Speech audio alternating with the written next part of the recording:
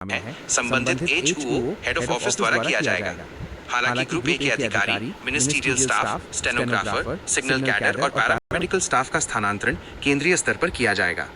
VDD squad के 9, K9, band, pioneer wing, intelligence setup, lab tech और water wing के गैर राजपत्रित अधिकारियों का स्थानांतरण मैन्युअली किया जाएगा।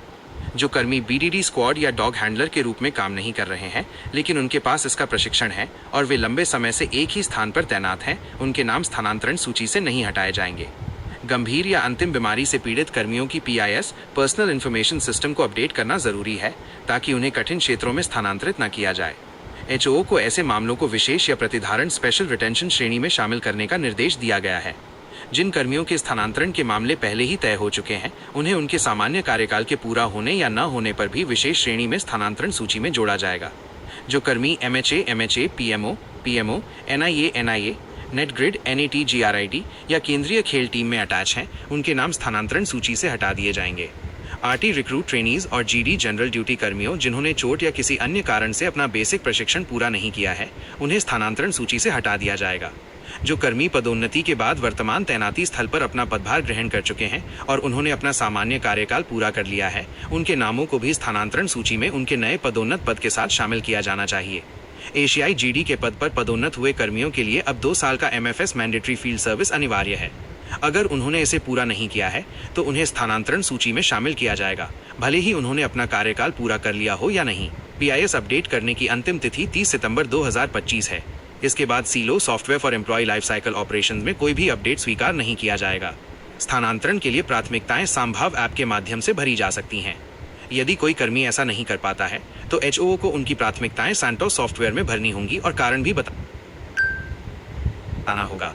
जो कर्मी 30 जून 2026 तक सेवानिवृत्त होने वाले हैं उन्हें प्रशासनिक रूप से सेवानिवृत्ति तक उसी स्थान पर रहने की अनुमति दी जा सकती है।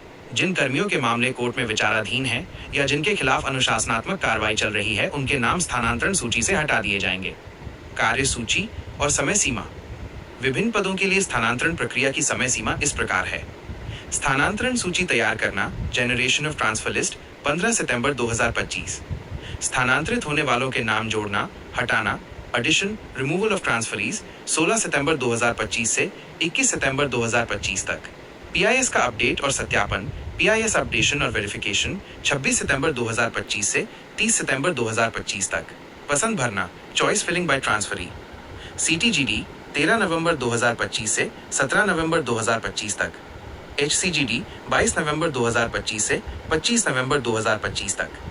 DYCOMDT to ASI 29 नवंबर 2025 से 2 दिसंबर 2025 तक। स्थानांतरण जारी करना, issue of transfer. CTGD the 21st of November 2025, HCGD the 28th of November 2025, DYCOMDT to ASI the 5th of December 2025। Online प्रतिनिधित्व का अंतिम रूप देना, finalisation of online representation. CTGD 10 दिसंबर 2025 से 17 दिसंबर 2025 तक। DYCOMDT to ASI 17 दिसंबर 2025 से 24 दिसंबर 2025 तक। HCGD 24 दिसंबर 2025 से 30 दिसंबर 2025 तक। SET 2026 का प्रभावी होना, SET 2026 effective from the 1st of April 2026। अवधि गणना की cut off date for reckoning tenure. स्थानांतरण के लिए अदर देन SET 31 मार्च 2026। टर्मिनल पोस्टिंग के लिए टर्मिनल पोस्टिंग 31 मार्च 2026।